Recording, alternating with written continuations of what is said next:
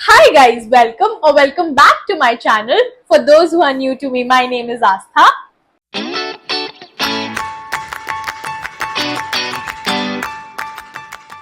So आजकल हम सबके लाइफ रूटीन्स काफी बिजी रहते हैं, but today we'll talk about simple basic grooming tips that can make a style statement and change your entire look and personality and जो आपको कभी भी नहीं भूलना चाहिए.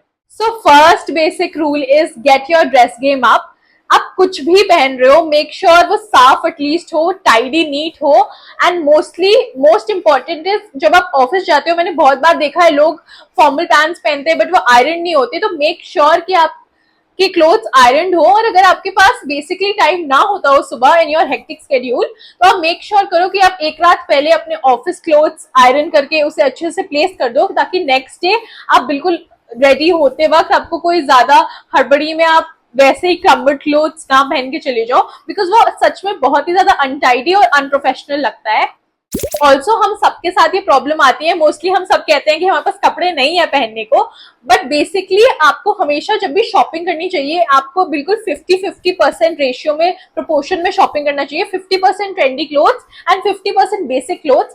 बेसिक क्लोथ्स के साथ क्या है कि आप उसको डिफरेंट तरह स्टाइल कर सकते हो, एंड ट्रेंडी क्लोथ्स के साथ क्या है कि उनका एक बार ट्रेंड आया एंड वो जा भी सकता है, तो वो बिल्कुल आपके वार्डरोब में पड़े रहेंगे एंड उनका कोई रीयूटिलाइजेशन नहीं होगा.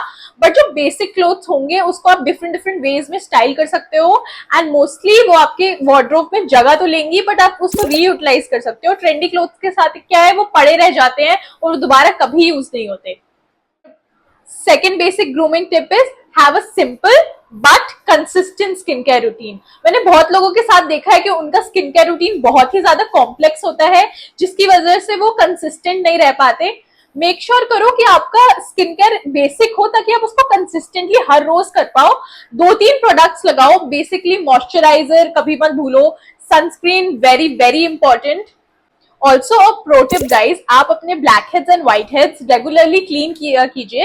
मैंने बहुत लोगों को देखा है, जब मैं उनके साथ बहुत लोगों के साथ कॉन्वर्सेशन करती हूँ, तो उनके नोज पे काफी ब्लैक हेड्स अक्यूमुलेटेड रहते हैं, जो बहुत ही ज्यादा अनटाइडी और गंदा लगता है. आप बेसिकली मेक श्योर करें कि हर वीक एटलीस्ट आप स्क्रब ऑफ करें अपना nose, and blackheads and whiteheads at least clean करें. बिकॉज जब आप किसी से बात करते हैं, उस प्रॉक्सिमिटी में आपके नोज पे जो ब्लैक हेड्स है वो बहुत ज्यादा विजिबल होते हैं, तो it doesn't look nice. Also make sure कि आप अपने आप को हाइड्रेटेड रखें एंड एटलीस्ट अच्छा अमाउंट ऑफ वाटर हर रोज पिए. मैं अपनी पास्ट हिस्ट्री बताती हूँ गाइज. मेरी स्किन बहुत ही ज्यादा ड्राई है एंड मैं इस पे ध्यान नहीं देती थी. मैं इसे ज्यादातर मॉइस्चराइज नहीं रखती थी, हाइड्रेटेड भी नहीं रखती थी, जिसकी वजह से मैं जब मेकअप करती थी या इवन विदाउट मेकअप मेरी स्किन बहुत फ्लेकी और ड्राई लगती थी, जिसकी वजह से फाउंडेशन के अंदर या be it any kind of makeup मेरा फेस इतना केकी ड्राई लगता था. तो make sure hydration is very important. Third basic pro tip that mostly people are ignorant about, that you should always apply makeup according to the occasion or an event. For example, अगर आपके office में कोई formal meetup है, तो you should avoid using red bold lipstick and glittery smacky makeup because it is very inappropriate to a formal event. Whereas यही makeup एक party में बिल्कुल appropriate लगेगा. So mostly people are ignorant about it. वो एक ही तरह का makeup हर जगह करते हैं, जिसकी वजह से कई इवेंट्स में वो बहुत ही ऑड लगता है. Fourth is that you should always smell good. आपकी पर्सनैलिटी इनहेंस होती है, एंड मोस्टली क्या होता है कि आप किसी से फर्स्ट टाइम मिलते हैं, तो वो first impression is that your body order should always be nice.